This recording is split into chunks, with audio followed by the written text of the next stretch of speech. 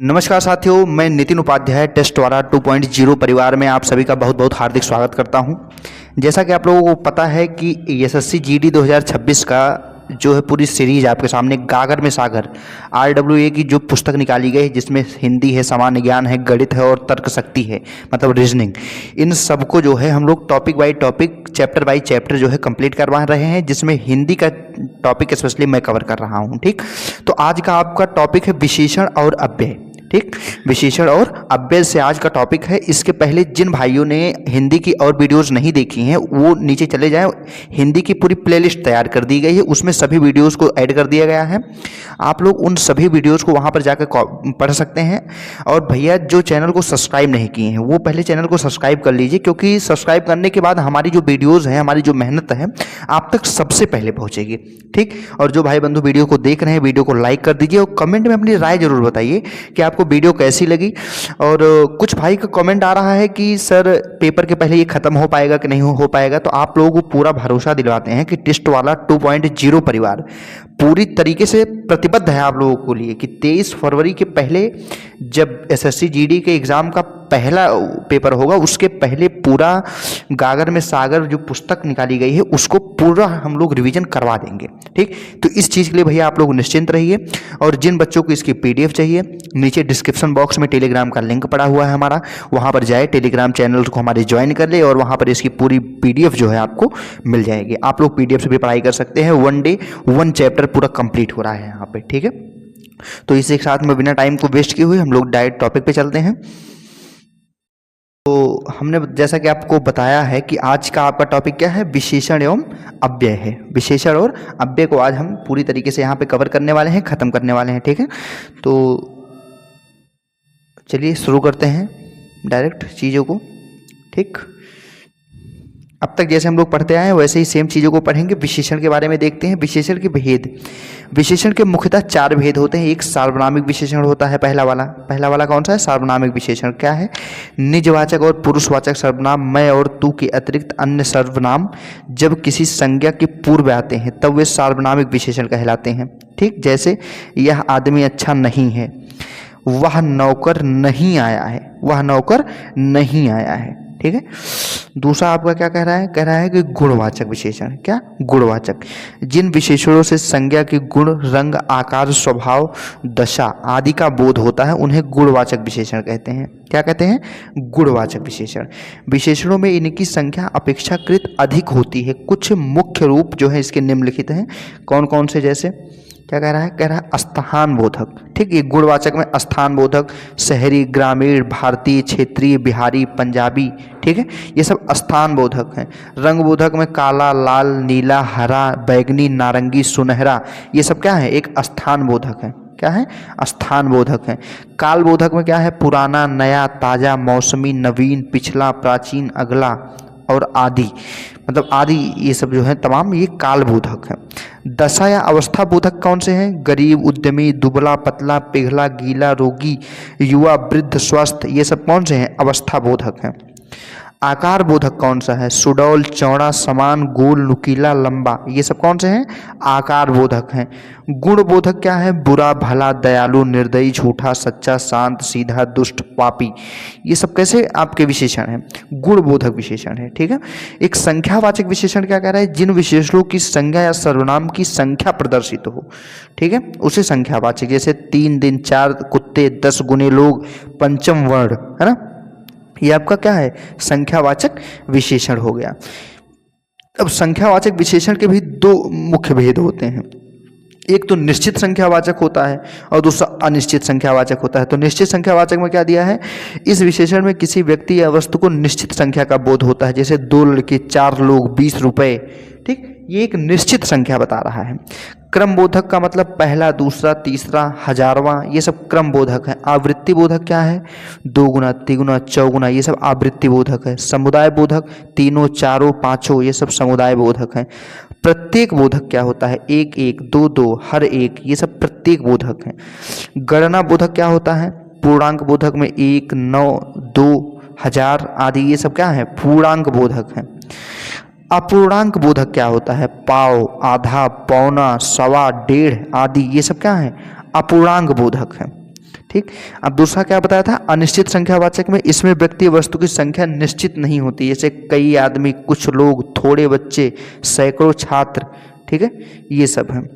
परिमाणवाचक में क्या है, किसी पदार्थ या वस्तु की मात्रा, परिमाण, नाप या तौल का बोध कराने वाले शब्द को परिमाण बोधक कहते हैं, ठीक है, विशेषण कहते हैं। जैसे सारा दूध, थोड़ी घी, ये सब क्या है, एक परिमाण बता रहे हैं उनकी।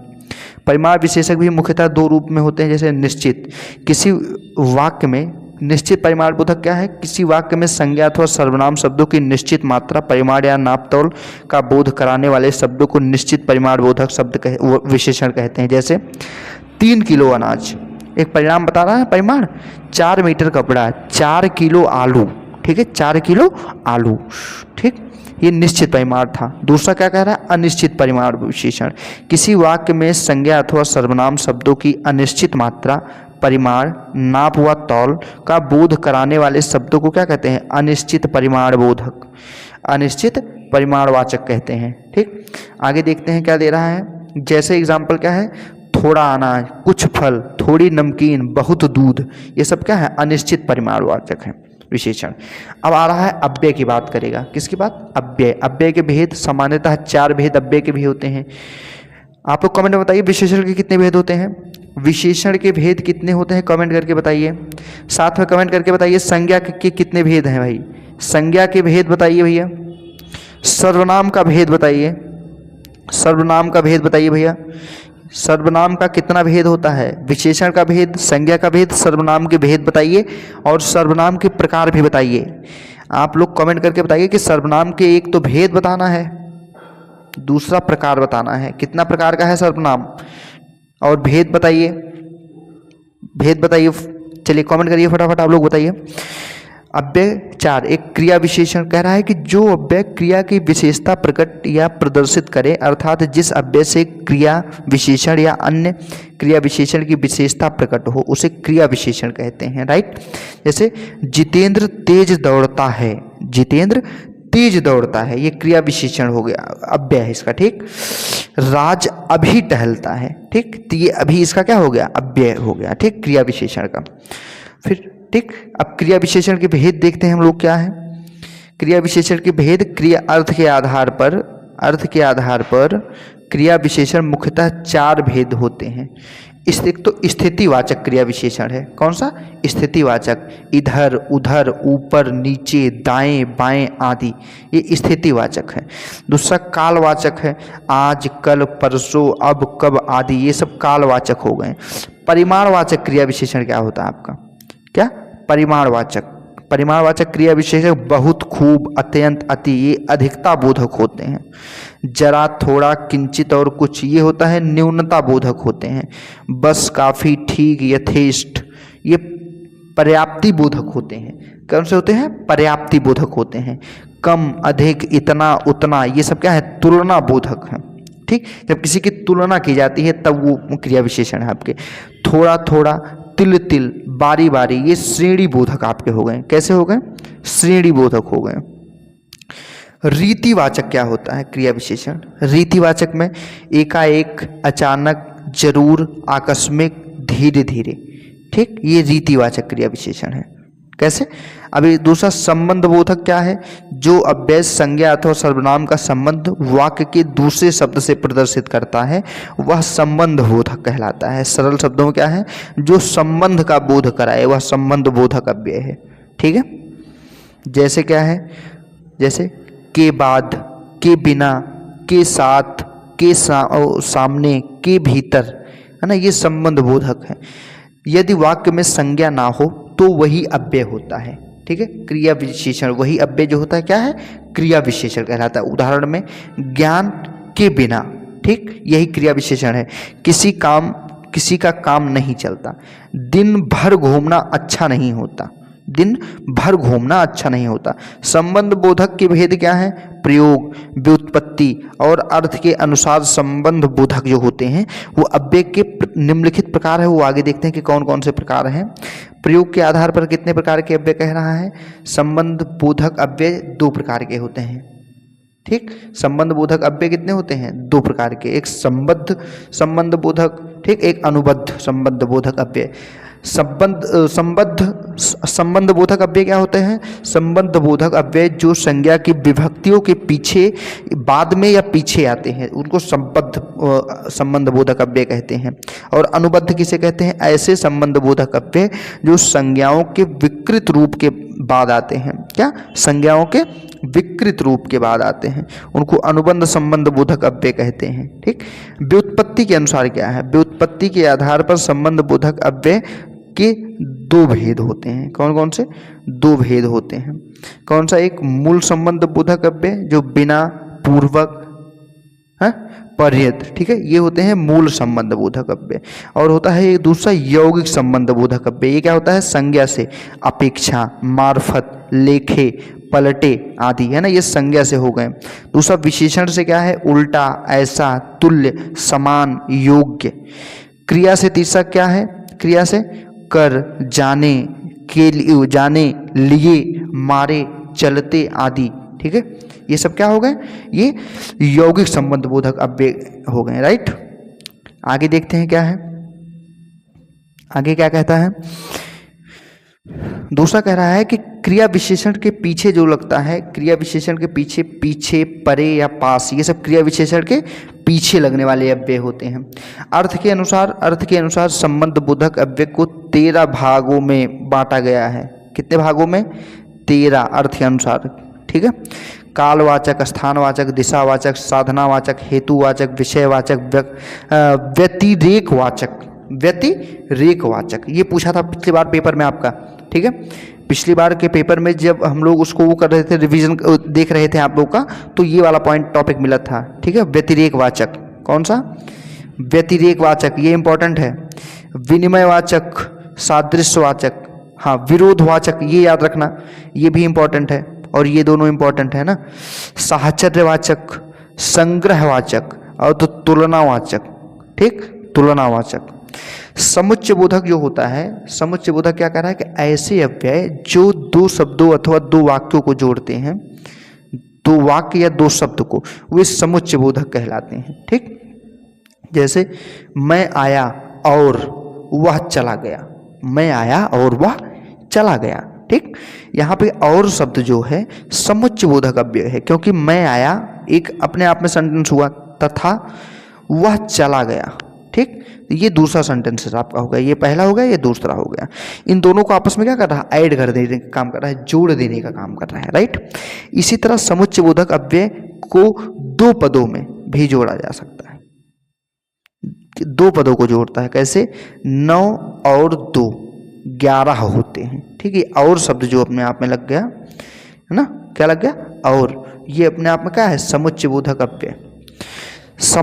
समानाधिकरण समुच्चय बोधक अव्यय कौन सा होता है? मुख्य वाक्य जोड़ने में सहायक पद या अव्यय, अर्थात जिन अव्ययों या पदों के द्वारा मुख्य वाक्य जोड़े जाते हैं वो समानाधिकरण समुच्चय बोधक अव्यय कहलाते हैं। ठीक है, समुच्चय बोधक अव्यय। जैसे इसके 4 उपभेद हैं। कौन कौन से? संयोजक, एवं, तथा, और। ठीक है, संयोजक हो गया। विभाजक क्या है? वा, अथवा, या, वा, चाहे, चाहे कि ना, ना, नहीं आदि, ये सब कौन से हैं? ये विभाजक हो गए। ठीक है ना। विरोध बोधक कौन से होते हैं? किंतु, परंतु, वरन, पर, लेकिन, मगर, ये सब कौन से हैं? विरोध बोधक हो गए। परिणाम बोधक क्या है? अतएव, इसलिए, अतः, ये सब क्या है? एक परिणाम बोधक है। राइट, परिणाम बोधक हो गए। आगे क्या है? व्याधिकरण समुच्चय बोधक अव्यय कौन सा है? जिन अव्ययों या पदों के मेल से मुख्य वाक्य में एक या अधिक आश्रित वाक्य जोड़े जाते हैं उन्हें व्याधिकरण समुच्चय बोधक अव्यय कहते हैं। व्याधिकरण समुच्चय बोधक अव्यय, इसके 4 उपभेद हैं। कितने? 4 उपभेद। कौन कौन से? एक कारणवाचक हो गया, चूंकि, इसलिए, कि, क्योंकि। ठीक, दूसरा उद्देश्यवाचक, कि, जो कि, ताकि। तीसरा संकेतवाचक, यदि, तो, जो, सो, यद्यपि, तथापि। ठीक, चौथा क्या है? स्वरूपवाचक, अर्थात, यानी कि। ठीक है, ये क्या है? आपके स्वरूपवाचक हो गए। आगे क्या है? विस्मयादिबोधक अव्यय क्या है? जिन अव्ययों से भाव, हर्ष, आश्चर्य, शोक आदि सूचित हो पर उनका संबंध किसी विशेष पद या वाक्य से ना हो, उनको विस्मयादिबोधक अव्यय कहते हैं। जैसे अरे, ये तुमने क्या किया, ठीक है, ये विस्मयादि बोधक है। अब हर्षबोधक क्या है, धन्य धन्य, जय, शाबाश, आहा, वाह वाह।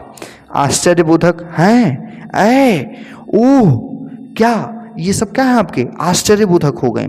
स्वीकार बोधक क्या होता है, जी हाँ, हाँ जी, बहुत अच्छा, ठीक है ना, तो ये स्वीकार बोधक हो गए। तिरस्कार बोधक क्या होते हैं, चुप चुप, अरे हट, ये सब क्या है, तिरस्कार करना, किसी का अपमान करना, ठीक है ना, तिरस्कार करना है किसी का अपमान करना। शोक बोधक क्या है, आह, हाँ हाँ, त्राही त्राही, हाय, ये सब शोक बोधक हैं, हाय बाप रे ये क्या हो गया, त्राहिमाम त्राहिमाम। अनुमोदन बोधक क्या होता है, वाह, अच्छा, ठीक, हाँ हाँ, ये अनुमोदक बोधक है। संबोधन बोधक क्या है, अरे, रे, अहो, हे, अजी, ये सब क्या है आपके संबोधन बोधक अव्यय आपके हो जाएंगे, राइट। तो इस हिसाब से जो है पूरा टॉपिक आज के अव्यय का जो है पूरा खत्म हो चुका है आप लोगों के सामने, ठीक है। अब आप लोग कमेंट करके ये चीज़ें बताएं कि आपको आज की क्लासेस कैसी लगी, ठीक। बाकी भाइयों से सभी रिक्वेस्ट है कि जिन्होंने वीडियोस को देख तो लिया लेकिन लाइक नहीं कर रहे हैं, वो लाइक कर दीजिए भैया, क्योंकि आपके लाइक करने से ही जो है हम लोगों का मोटिवेशन बढ़ता है, ठीक है। और कमेंट में अपनी राय ज़रूर दीजिए, ठीक है, कमेंट करिए आप लोग, कमेंट में अपनी राय बताइए कि आपको वीडियोस कैसी लगती हैं। और जैसा कि हम लोगों ने आपसे टेस्ट वाला 2.0 परिवार ने आपसे ये चीज़ का प्रॉमिस किया था कि आपके पेपर से पहले जो 23 फरवरी को होने वाला एग्ज़ाम है उससे पहले आपके सभी टॉपिक को गारंटी देता हूँ कि ख़त्म करवा दूंगा। तो मैंने ऑलरेडी कंप्लीट करवा दिया है, ठीक। अब उसमें आप लोगों को किसी भी प्रकार की टेंशन लेने की आवश्यकता नहीं है। हिंदी का एक आखिरी चैप्टर बचा हुआ है, वो आखिरी चैप्टर भी कल आपका कंप्लीट हो जाएगा और आप लोग का पूरा हिंदी कंप्लीट है। अब बाकी 3 टॉपिक्स, 3 सब्जेक्ट बच रहे हैं, एक तो मैथ बच रहा होगा आपका, दूसरा जीएस बच रहा होगा और तीसरा रीजनिंग बच रहा होगा। तो प्रॉमिस किया जाता है कि ये 3 टॉपिक का भी रिवीजन जो है गागर में सागर जो श्रृंखला चल रही है उसका पूरा रिवीजन आपके 23 फरवरी के पहले प्रॉमिस करते हैं हम लोग कि इसको कंप्लीट करवा देंगे, ठीक। बाकी आप सब बने रहिए, वीडियोस को भैया लाइक कर दीजिए, कमेंट करके अपनी राय बताइए, और जो बच्चे सब्सक्राइब नहीं किए भैया चैनल को सब्सक्राइब जरूर कर लीजिए ना, ताकि हमारी जो वीडियोज़ हैं आप तक सबसे पहले पहुँच सकें, ठीक है। तो चलते हैं, आप लोग तब तक पढ़ते रहिए, मिलते हैं नेक्स्ट वीडियो में। ओके, थैंक यू, धन्यवाद।